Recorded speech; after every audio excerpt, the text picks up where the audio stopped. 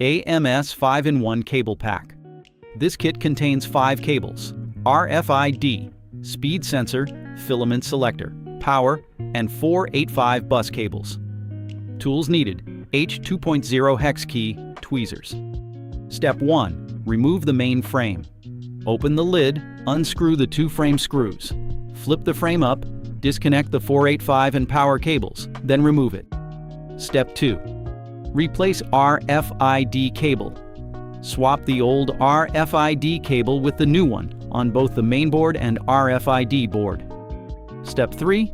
Replace power and 4 8.5 cables. Unplug the power and 4 8.5 cables from the mainboard.